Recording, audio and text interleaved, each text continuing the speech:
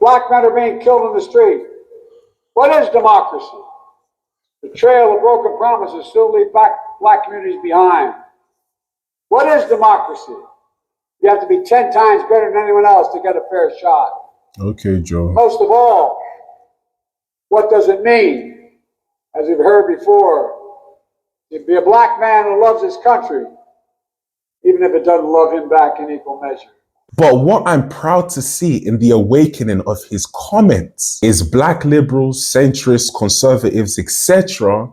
are all clocking onto his games. Well, conservatives have been clocking onto the Democrat games for the longest time now, but it's good to see the liberals have followed suit. Let's get straight into the video and let's check the comments. Woo! Today, you missed your high school graduation. You started college just as George Floyd was murdered. Here we go. And there was a reckoning on race. It's natural to wonder, democracy you hear about actually works for you. What is democracy? If black men are being killed in the street, what is democracy? The trail of broken promises still leave black communities behind. What is democracy? You have to be 10 times better than anyone else to get a fair shot. Okay, Joe. Most of all, what does it mean? As you've heard before, to be a black man who loves his country, even if it doesn't love him back in equal measure.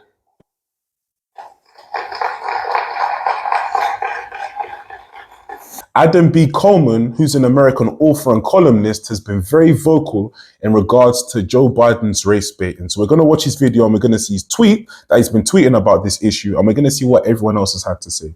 I'm very surprised that liberals have come out and said, yeah, Joe, we're not buying it this time.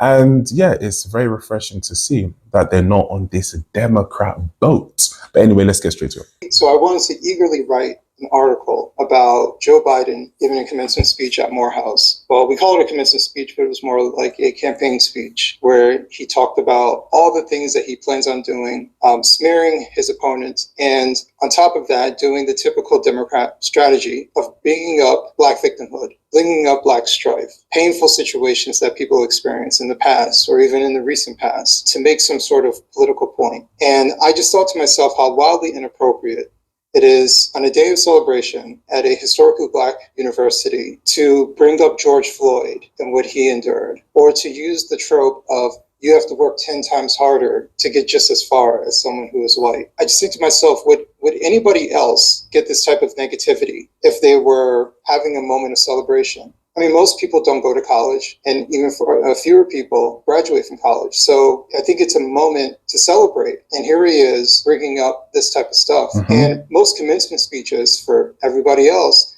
is talking about how they want to prepare them for the rest of their future, what to experience, what they may face, and tell them at the end that you'll overcome it and you'll be just fine. But to me, bringing up the problems that these specific graduates aren't going through, bringing up old stuff, bringing up past stuff and the typical black trauma rhetoric, I just think is completely unnecessary. It's uncalled for. To be honest, I don't think any other race would face this type of situation. Why is it acceptable? And I think that's part of the bigger question. Why is this type of thing acceptable from political figures? Why is it acceptable, even from a racial context, for Joe Biden, a white guy, to come out in front of a bunch of black students to tell them what they can't do or tell them how hard life is going to be? How would he know? I just think something is incredibly off about identity politics in our society, to the point where we can't even let people who are having a moment of joy, a moment of celebration, have their day. That was perfection from Adam B. Coleman. He hit the nail on the head. Why can't black American students just have that day for themselves? Why do you need to race bait? Why do you need to start triggering emotions whilst you're meant to be giving a speech of congratulations? Why can't they just have that day? Why do you have to bring it to race? You know, stoking up tensions already when global tensions are high because of Joe Biden. Global tensions are high, and he wants to lead us into a third world war. He now goes to, I don't know if it's a HBCU, but he goes to a graduation, a black graduation, and he wants to stoke up tensions there as well to get everyone riled up. Why? I will never know. But this comment definitely seems like why he would do so. So this is Adam Coleman again getting on to Joe Biden as he should. So let's get straight into it.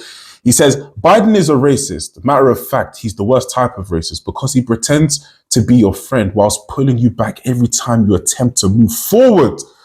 Absolutely, 100% agree with that. You know, these black kids are just trying to enjoy their day. And one thing about it is a lot of black students were actually turning their back to what he was saying. They wasn't even listening to him. They wasn't even acknowledging him. They were turning their back. I would have liked for everyone to have turned their back on a Biden because he's just stoking racial tensions. You know, I live in the UK. Why do I care? Because very soon he'll be dragging the UK into his problems and into his incompetency. So, of course, I feel like I need to say something. In addition, he's also the leader of the free world. So if you have that kind of responsibility and you're not using it efficiently and effectively, then of course people are gonna have things to say.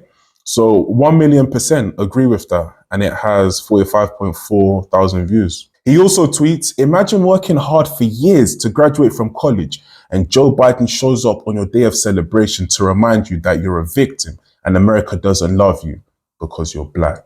He comes down and he wants to stoke up tensions at your graduation when he could just say some good words of encouragement and go out into the world and achieve like you can. But he can't do that. He has to let you know you're black and life is going to be hard. Remember George Floyd a few years ago? You know, so life's always going to be tough for you because you love a country that just doesn't love you back. So he just has to race bait. Now, about a week ago, I done a video of the New York governor, Kathy Hochul, saying and stating publicly that black people do not know what the word computer is. Now, she said that, it came out of her mouth in a public setting. So I'm curious to know how these kids graduated, these youngsters graduated without even knowing what the word computer is. Honestly, man, this Democrat party is just a mess. But anyway, let's get straight into the comments again. So as I was scrolling down, I actually saw what I just said. Gretchen says, I'm surprised there were any black graduates, seeing as how they don't know what computers are. Exactly, Gretchen. You know, New York State governor, absolutely stupid for that kind of comment. You know, you can't even make this kind of stuff up. You know, I thought it was actually clickbait. I thought it was a clickbait title. I watch it. I'm like, nah, the governor can't be saying this. No. Come on, let's see what's going on. And out of her mouth it comes. And then she comes with a weak ass apology after, which I'm sure the black community might eat up, but they shouldn't because she meant every word that she said. This is a perfect illustration that really shows how the Democrat Party feel about the black vote and how to get the black vote. They know when it's time to get the black vote, then it's time to talk about, you know, racial topics. You know, it's time to stoke racial tensions, which is what Joe Biden done before his last election win, whereby he was talking to Charlemagne the God on the Breakfast Club, and he was saying that if you don't vote for Joe Biden, then you're not black. Then he ignores black people for 4 years, and then all of a sudden it's election time again. So what do? I now need to stoke up some racial tension again to get that black vote. And this illustrates what the Democratic Party feel of the black vote and how to get the black vote. Well, to be fair, it's worked up until this point. So why not keep on, you know, implementing the same strategy? If it's not broke, then, you know, don't fix it. So this is exactly it. I had to actually retweet this or repost this, you know, because it's such facts, very, very factual stuff. And in the UK, it's actually the Labour Party that always get the black vote. So this is very, very accurate. Won't black voters be furious when I don't do anything for them? Kamala says. And then Obama says, Kamala, I didn't do shh for black people and they still love me.